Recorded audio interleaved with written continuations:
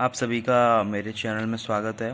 तो आज हम बताने जा रहे हैं कि कैसे असंक्रमणीय भूमि को संक्रमणीय किया जाए।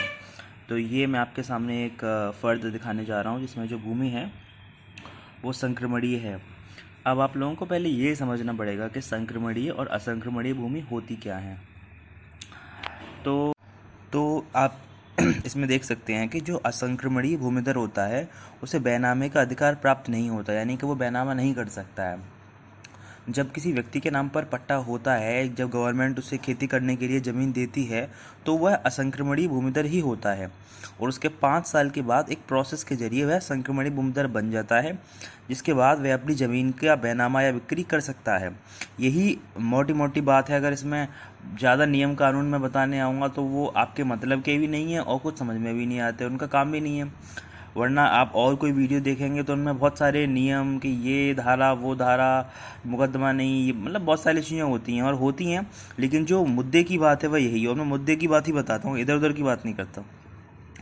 तो असंक्रमणीय और संक्रमणीय भूमिधर का यही डिफरेंस होता है। अब मैं आपको दिखाता हूँ, एक तो संक्रमणीय, अब मैं आपको एक फ़र्क दिखाता हूँ जिसमें कि ये असंक्रमणीय भूमिधर कहाँ होते हैं वो आपको दिखाता हूँ। ये देखिए, यहाँ पे श्रेणी 2 भूमि जो असंक्रमणीय भूमिधरों के अधिकार में हो, यानी कि ये जो फर्द है, ये व्यक्ति है, इसको गवर्नमेंट ने ज़मीन दी थी और इसलिए वह असंक्रमणीय है।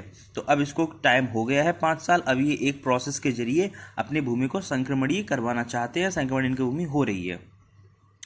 तो ठीक है, तो वो प्रोसेस होती है। उस प्रोसेस में क्या है, सबसे पहले तो हमको ये एक रिपोर्ट बनानी पड़ती है।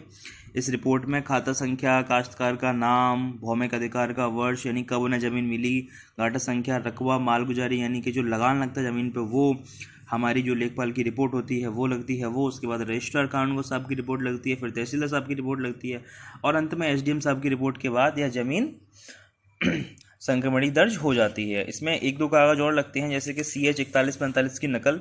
CH 4145 क्या होता है कि जब चकबंदी होती है गांव की, तो उस टाइम पे सारी ज़मीनों को, अलग अलग ज़मीनों को एक जगह पे इकट्ठा करके एक नया खसरा और एक नई खतौनी बनाई जाती है।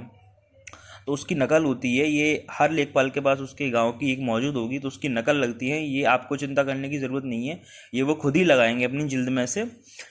ये खसरा हो गया, ये खतौनी हो गई 45, वो 41, यानी खसरे, चकबंदी के खसरे को CH 41 बोलते हैं और चकबंदी की खतौनी को CH 45 बोलते हैं।